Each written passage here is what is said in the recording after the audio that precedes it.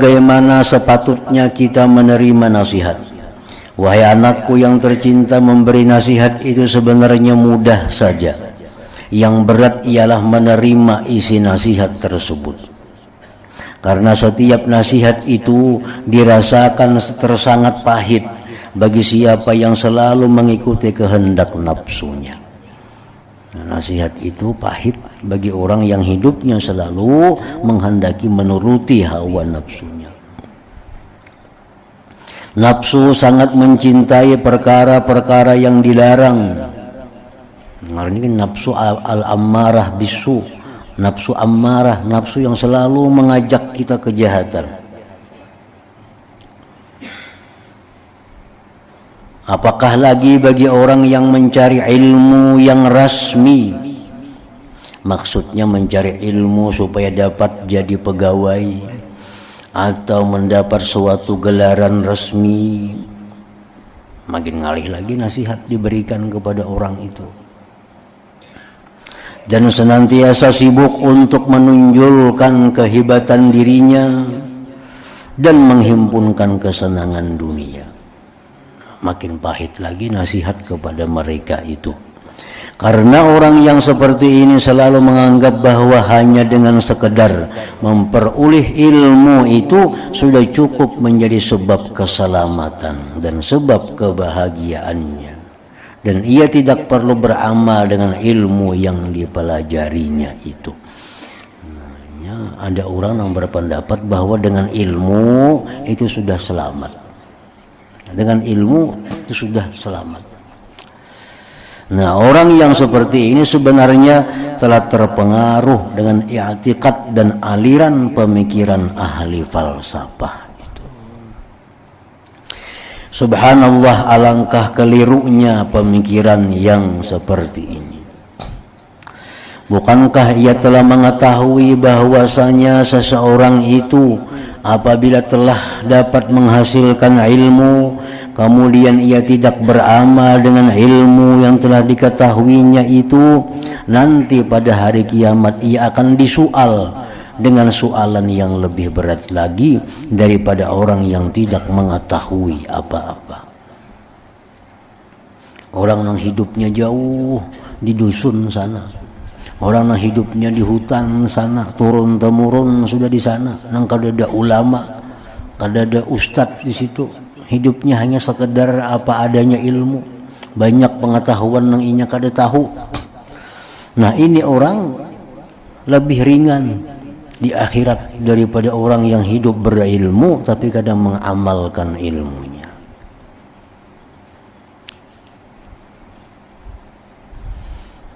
Jadi dalam beberapa kali penjelasan dijelaskan bahwa orang yang jahil itu kadang-kadang lebih untung daripada orang berilmu.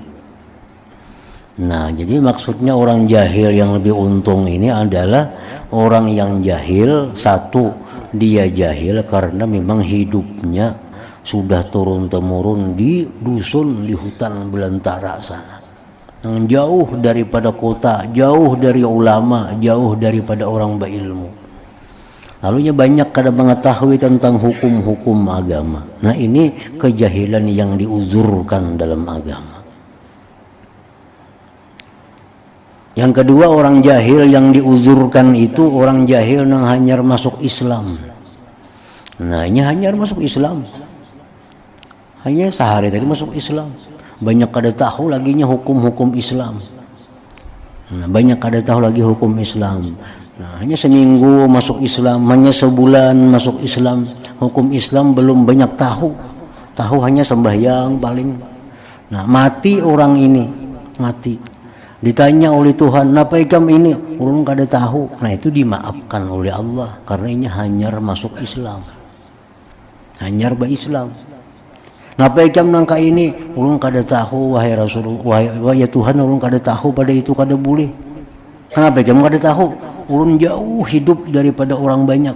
Ulun hidup di dusun, di hutan belantara, kami di sana hidup jauh dari ulama. Nah, ini dimaafkan juga oleh Allah.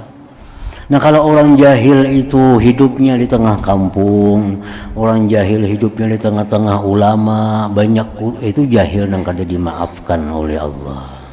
Menambahi berat itu, menambahi beratnya hukuman. Kenapa ikam kada tahu? Kenapa ikam manggawi ini? Orang kada tahu bang. Kenapa kada tahu?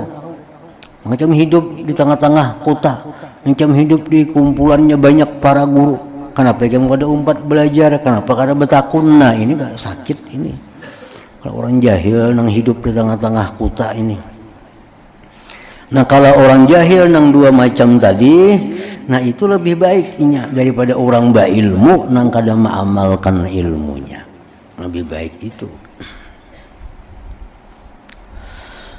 Nah, seperti apa yang telah disebutkan dalam hadis Rasulullah SAW, asyaddun nas azaban yaumal qiyamah alimun la yanfa'uhullah bi'ilmihi.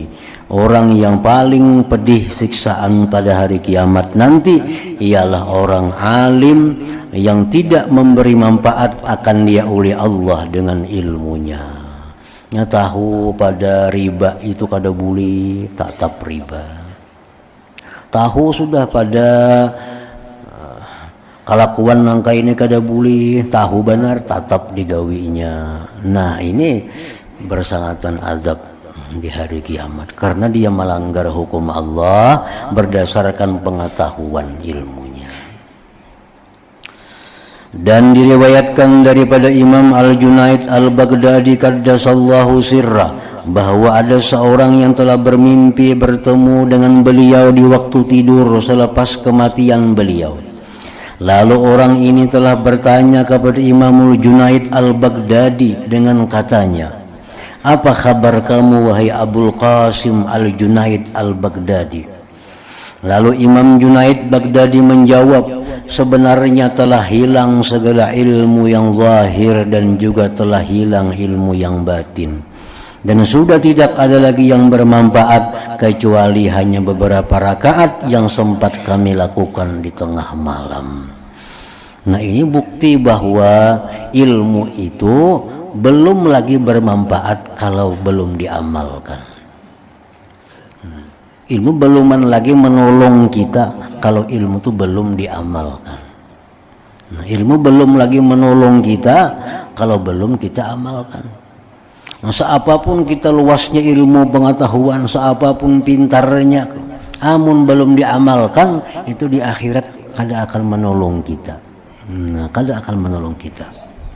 Jadi ilmu-ilmu apa yang kita amalkan itulah yang menolong di akhirat itu.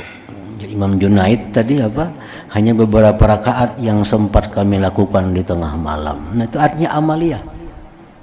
Hanya amaliyah itu yang bermanfaat.